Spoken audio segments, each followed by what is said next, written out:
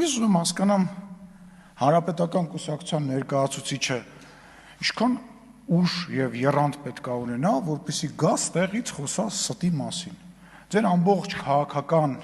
կարիերան, կարելի ասել լոգոն,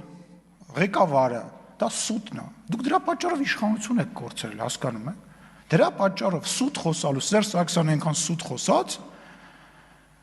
թե գործընկերները, իդեպ նկատի ունեմ, ռուսական կողմին, ԱՄՆ կողմին, թե ժողովուրդը, այդ ստի պատճառով ասաց հերիքա մեզ խաբես, ընտրությունները խաբում էիք,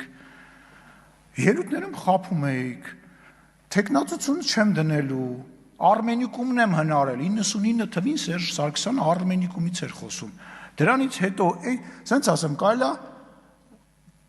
բաներ գրքեր գրել ստի մասին, ու դուք հենց Յարմարկա Չիսլավյան գալ ստեղ լուրջ դեմքի արտահայտությունով, սենց բաներ անելով, իմջած ինչ եղավ Աղազյանի եւ Ասլանյանի հետ ձեր բանակցությունը միացան իմպիչմենտին, այդ լուրջ դարակազմիկ բանակցությունը ինչով ավարտվեց։ Էլ չեմ ասում, իմպիչմենտ էի անում 24 հոգի քվեարկեց, 34-ն չկարողացա։ Այդ լրջությունը, որ սենց ուզում եք փոխանցեք, դուք ճիշտ եք անում, որ չեք գալի դահլիճ։ Հələ ստեղ գոնե ինչ-որ բովանդակություն ունեցող ճանապարհ անցած այնուամենայնիվ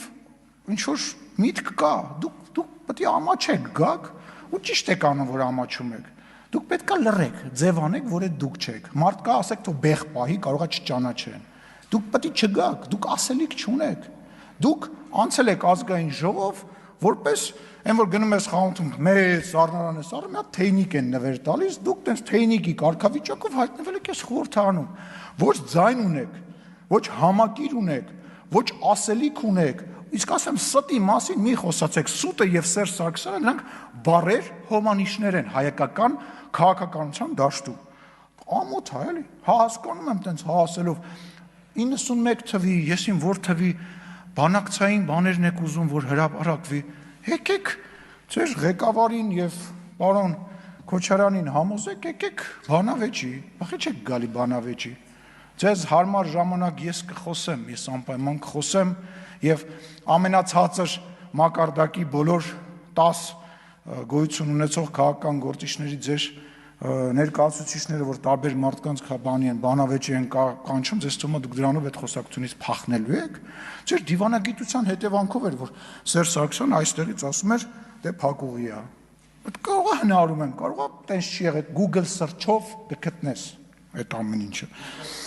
Հա, ներողություն եմ խնդրում, կգտնեք այդ ամեն ինչը ու